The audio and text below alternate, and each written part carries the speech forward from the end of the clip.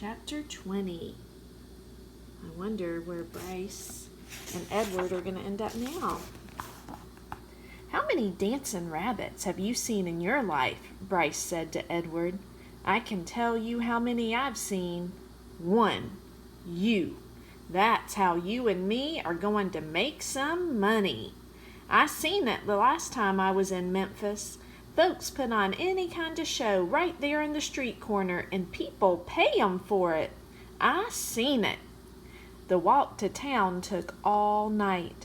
Bryce walked without stopping, carrying Edward under one arm and talking to him the whole time. Edward tried to listen, but the terrible scarecrow feeling had come back. The feeling he had had when he was hanging by his ears in the old lady's garden. The feeling that nothing mattered, and that nothing would ever matter again. And not only did Edward feel hollow, he ached. Every part of his china body hurt. He ached for Sarah Ruth. He wanted her to hold him. He wanted to dance for her. And he did dance, but it was not for Sarah Ruth.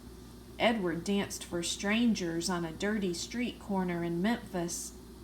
Bryce played his harmonica and moved Edward's strings, and Edward bowed and shuffled and swayed, and people stopped to stare and point and laugh. On the ground in front of them was Sarah Ruth's button box. The lid was open to encourage people to drop change inside it. "Mama," said a small child, "look at that bunny. I want to touch him." He reached out his hand for Edward. "No," said the mother. "Dirty." She pulled the child back away from Edward. "Nasty," she said. A man wearing a hat stopped and stared at Edward and Bryce. "It's a sin to dance," he said. And then after a long pause, he said, "It's a particular sin for rabbits to dance." The man took off his hat and held it over his heart. He stood and watched the boy and the rabbit for a long time. Finally, he put his hat back on his head and walked away. The shadows lengthened. The sun became an orange, dusty ball low in the sky. Bryce started to cry. Edward saw his tears land on the pavement. But the boy did not stop playing his harmonica, and he did not make Edward stop dancing. An old woman leaning on a cane stepped up close to them. She stared at Edward with deep, dark eyes. "Pellegrina?" thought the dancing rabbit. She nodded at him. "Look at me," he said to her. His arms and legs jerked. "Look at me. You got your wish. I have learned how to love.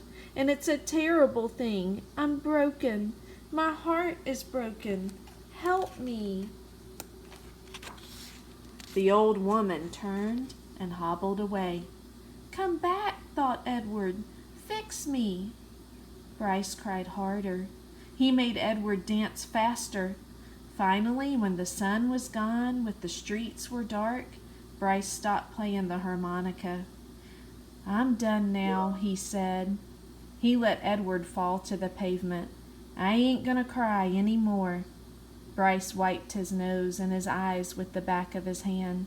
He picked up the button box and looked inside it. "We got us enough money to get something to eat," he said. "Come on, Jingles."